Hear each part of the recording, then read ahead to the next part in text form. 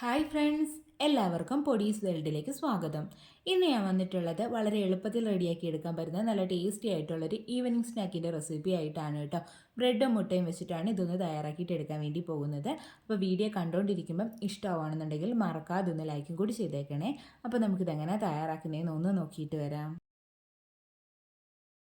Snack തയ്യാറാക്കി എടുക്കുന്നതിനായിട്ട് ആദ്യം തന്നെ വേണ്ടത് ബ്രെഡാണ് കേട്ടോ.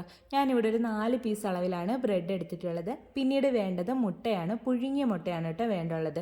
ഞാനിവിടെ ഒരു 2 പുഴുങ്ങിയ മുട്ട എടുത്തിട്ട് അതൊന്ന് 4ആയിട്ട് കട്ട് ചെയ്തെടുത്തിട്ടുണ്ട് കേട്ടോ. അടുത്തതായിട്ട് ഈ ബ്രെഡൊക്കെ ഒന്ന് പൊടിച്ചിട്ടെടുക്കാം. അതിനായിട്ടൊരു ഉണങ്ങിയ മിക്സിയുടെ ജാറിലേക്ക് ഈ ബ്രെഡെല്ലാം ഒന്ന് മുറിച്ചിട്ട് കൊടുക്കാം കേട്ടോ. നല്ല ഫൈനായിട്ട് പൊടിച്ചെടുക്കേണ്ട ആവശ്യമില്ല. അപ്പോൾ ആദ്യം ഞാനൊന്ന് പൊടിച്ചെടുത്തിട്ടുണ്ട്. ഇത് നമുക്കൊരു പാത്രത്തിലേക്ക് അങ്ങ് ഇട്ട് കൊടുക്കാം.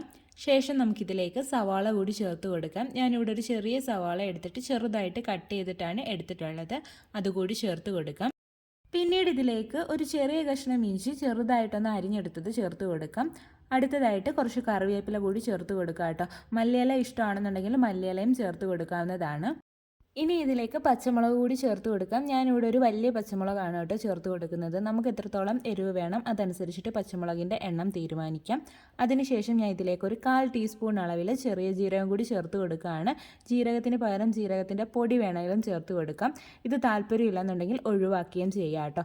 പിന്നീട് നമുക്കിതിലേക്ക് പൊടികളൊക്കെ ചേർത്ത് കൊടുക്കാം. ഞാനിവിടെ 1 ടീസ്പൂൺ അളവിൽ മുളക് പൊടിയും 1/2 ടീസ്പൂൺ അളവിൽ മീറ്റ് മസാലയും കൂടിയാണ് ചേർത്ത് കൊടുക്കുന്നത് കേട്ടോ. മീറ്റ് മസാല കയ്യിലില്ലാന്നുണ്ടെങ്കിൽ ഗരം മസാല ചേർത്ത് കൊടുത്താലും മതിയാവും. പിന്നീട് 1 നുള്ള അളവിൽ മഞ്ഞൾപ്പൊടി ചേർത്ത് കൊടുക്കുന്നുണ്ട്. അതുപോലെ തന്നെ ഇതിലേക്ക് ആവശ്യമായിട്ടുള്ള ഉപ്പ് കൂടി ചേർത്ത് കൊടുക്കാം. അടുത്തതായിട്ട് ഇതിലേക്ക് കുറച്ച് കായപ്പൊടി ചേർത്ത് കൊടുക്കുക കേട്ടോ. 1 നുള്ള അളവിൽ മതിയാവും.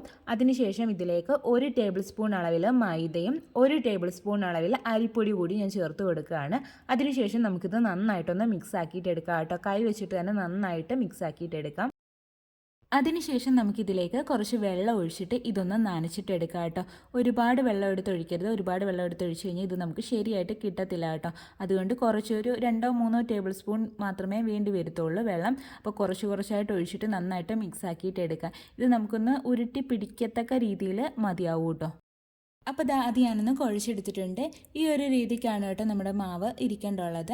ഇനി നമുക്കിതിൽ നിന്ന് കുറച്ചൊരു പോർഷൻ എടുത്തിട്ട് ഒരു ഉരുള പോലെ ആക്കിയിട്ട് നമ്മുടെ കയ്യിൽ വെച്ചിട്ട് ജസ്റ്റ് ഒന്ന് പരത്തി കൊടുക്കുക കേട്ടോ.